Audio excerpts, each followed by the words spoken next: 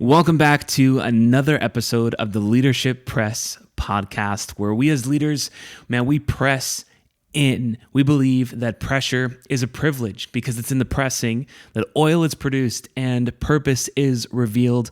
My name is Mike Z. I'll be your host, and I'm excited to be sharing with you today about something that honestly, I don't think it gets talked about enough in a healthy way. We're going to talk about burnout today. Man, it seems like, at least from my vantage point, burnout has kind of gotten this reputation as like a badge of honor that we wear almost. Like we're all wearing exhaustion as if that proves something. And I want to talk about this today because the older that I get, the more value that I put on like lasting. Like I want to run my race well. I want to finish strong, and I want to pace myself for the long haul. I don't want to just burn bright for a moment and then fizzle out in the next. I also think there's a lot of misconceptions when it comes to burnout. I kind of feel like it's a little bit of a bandwagon right now, like, look, we all get tired. Like we all get fatigued. We grow weary, right? And it's so easy to place yourself under the umbrella of burnout. And we are so quick to blame our environment, to blame our workload. But the reality is this: you can love what you do and still burn out.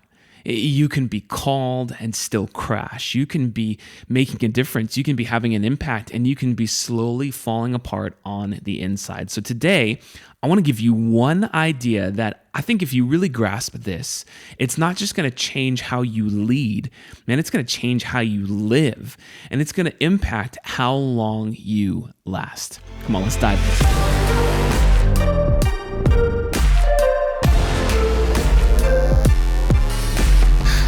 Well, we're talking about burnout today. And I want to give you this one idea. I think this is so important, so vital. Here it is. It's simply this: hot take. Burnout isn't about your schedule. It's about your stewardship. I'm going to say it again. Burnout isn't about your schedule. It's about your stewardship. Burnout isn't a workload issue. It's a stewardship issue. I think this is so important because from my vantage point, most leaders get this wrong. Most leaders tend to think, I've just got too much on my plate right now. I just need a break right now. Like things are gonna slow down soon, right? This is just a season. But the reality is that honestly, like you can have a full schedule and still feel great. Likewise, you can have plenty of margin and still feel exhausted. So I don't think the issue is how much you're doing. It's how you're managing what you've been entrusted with. And so if burnout is a stewardship issue, then what is it we are actually stewarding? Well, let me give you 3 things real quick. 1, you have to steward your identity. This is key. This is foundational. A lot of high-performing leaders, if we're honest, we tie our identity to our output, right? Like we've bought the lie that we are the sum of our actions. So, when you're winning, when your output, like when you're killing it, like you feel great. Like that's wonderful. But my goodness, the moment that things slow down for us, or you have a rough Q1, rough Q2, like, it doesn't just hit our performance. Like now it hits our identity. Like now we're not just tired. Now we're actually threatened because you're coming at not just what we do, but who we are as people, right? If your identity is built on what you do, you will never feel like you're doing enough. Let me say that again. If your identity is built on what you do, you will never feel like you are doing enough. That is exhausting. This is why people who lose their jobs, like they don't have their careers, like they suddenly fall into an identity crisis, right? And here at the Leadership Press, like we always look to the person of Jesus. He always sets the model for us. And Jesus never operated this way. Before Jesus starts his official ministry, before he accomplished anything, we see his Father speaking over him, "This is my Son, whom I love, whom I am well pleased," right? So with Jesus, we see that identity comes before output, comes before the accomplishments, right? And so if you don't get that right, you're going to spend your whole life trying to prove something that's already been given to you. You bear the image of God. Your life has more meaning than anything that you could ever produce, and it's living from that identity, not for that identity, that leads to true fulfillment. You got to steward your identity. 2, you got to steward your limits. You got to steward your limits. But Mike, I'm a leader. I don't have limits. And therein lies the problem. Most leaders live as if limits don't apply to them until they do. Right? Like you push, you stretch, like you're constantly on override, constantly pushing the envelope, pushing the limits, that your body, your soul, your emotions are trying to tell you something. And for a while that works. Like you can do that for a season. But the truth is, if you keep breaking your limits, eventually your limits will break you. If you keep breaking your limits, eventually your limits will break you. And listen, the crash is always worse when you have ignored the warning signs. You got to steward your limits. Keep an eye on those. And lastly, you got to steward your energy. And I think this is a really big one because, it's easy as leaders for us, like we're real big on managing our time. But we're not real focused on managing and stewarding our energy. Like, I wonder if you really know what it is that fills you and what it is that drains you. Like, not just in theory, like, do you really know those things? Because if you are constantly being drained and you are never being filled up, burnout is inevitable. Burnout is a guarantee. And so you got to steward your energy. So let's look at some practical application. What do we actually do with this? Well, let me give you a few simple things, okay? One, we want to create awareness, okay? So we talk about stewarding your energy. Well, let's start with knowing your energy, because you can't steward what you don't measure. Okay, we're really good at measuring things in our organizations, measuring our teams, measuring outputs, right? We've got OKRs, right? We know all of the measurements for our organizations. But man, do you know your energy levels? Do an energy audit. I think a lot of leaders, they're just maybe guessing at this, or they've just never taken the time to look it over and do this audit. But man, take a look over at your life over the last month, 3 months, 6 months, and really try to identify what are the things that give me energy. What are the things that give me life? What are the things that really pour into me? The things that really fill me up? Man, make a list, write those things down, and then try to recognize what are the things that drain me. Oh my gosh, what are the things that when I walk away from them, I'm exhausted, I am depleted. Stop spending your time guessing. Do an energy audit. Man, creating that awareness, having that list side by side is going to be so helpful. So we create the awareness. Next, we want to prioritize. And so you want to protect your best. You want to protect your best. Man, you don't want to give your best energy to your least important work. Man, what you want to do is you want to be able to move what matters most to when you are at your best. You want to guard those hours because you're not at your best 24/7.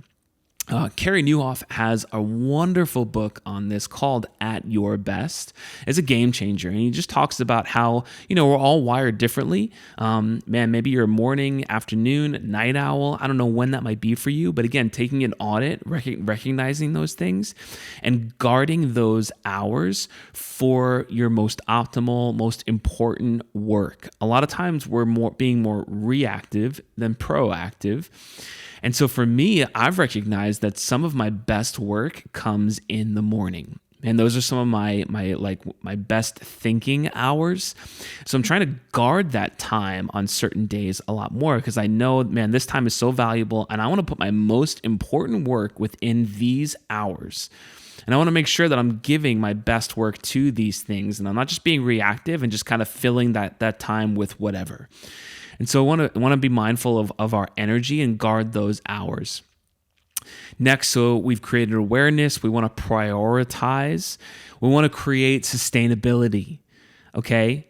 So something we want to do to help with burnout is we want to build rhythms. We want to build rhythms of renewal, not rhythms of escape. Okay, I think we live in an escape economy right now. Everybody wants to try and escape, right? But we want to build rhythms of renewal. This is so important for lasting long because so many of us, we just think, I just need a quick days away, a day off. Like, look, a vacation will not fix a life with no rhythms in it. If you don't have your rhythms of renewal down, you will find rhythms of escape. So a couple things that I would suggest, you need a daily reset. Like these can just be simple, like micro breaks throughout the day, just a couple of moments here and there where like you get to step away, take a breather, go for a short walk, and it just does a little reset, something you can do daily. 2, I'd be really mindful to create some kind of a end of day shutdown. Okay, set a time for yourself. Hold yourself accountable to this. Have a time where screens go to bed, like your phone needs to go to bed, at least an hour before you go to bed. Start some kind of wind down, end of day, shutdown routine. Do not carry your work and all that stress into your bedtime. Sleep is so valuable, so important. So making sure you're guarding the end of your day, preferably away from screens. Maybe spend some time reading, calming down just right before bed. So important. And then next, you want to have like weekly rest. And so some kind of a Sabbath rhythm, really having at least one full day a week where you're not tied to work, where you're not doing work. And you can incorporate like what are some life-giving activities even. You want to have a day of rest, but rest can look different for a lot of people. What's important here though, again, we're not looking for rhythms of escape, so we're not looking to like numb out, not looking to sit in front of our phones, in front of a screen, right, where we simply numb for an hour or two and then we try to return back to life at like the same energy level or maybe less having done so. We want to find those things that really fill our tank. And so maybe it is just kind of taking it easy at home. Maybe it's having a nice meal, maybe it's having a meal with friends or with family. Maybe it's going playing in golf. I don't know what that thing is going to be for you, but you really want to find having at least one day where you're guarding it. And this is going to be a weekly rhythm of rest for me. So I want to do something daily, guarding the end of the day. I want to have weekly rest, incorporating life-giving activities. And you can build on this too. So you're doing something daily, weekly. You can do something monthly, something quarterly, and something annually as well. Something to build out that just, hey, this is something that I'm going to take to pour into me to get recharged, okay? If your only plan for rest is escape, you're always going to come back feeling exhausted. So this is really important, okay? And lastly, we got to create boundaries, meaning you got to own your yes. I'd say own your yes and your no. Really what you want to do is you want to learn to say no. Okay, Jesus learned to say no. You can do it too. Like in reality, you're actually already doing this. You may not just be aware of it, but learning the value of your yes. Like every time that you say yes to one thing, you're actually saying no to everything else, which makes your yes very valuable. And so you want to be able to create boundaries. What are the things that get my yes? What are the things I'm willing to give my yes to? You want to be, again, proactive. You want to be intentional with this, not just simply reactive to whatever it is that people are throwing your way, and then you're just handing out your yes like it has no value. You got to learn to say no. Hey, my yes is already given to something. I want to create some boundaries. This is so vital in terms of burnout. I want to bring it back to where we all started, where we began. Burnout, it's not about your schedule. It's about your stewardship. Burnout isn't about your schedule. It's about your stewardship. Burnout, it's not a workload issue. It is a stewardship issue. And listen, if nothing changes, nothing changes. Okay? If nothing changes, nothing changes. Burnout, it doesn't happen overnight.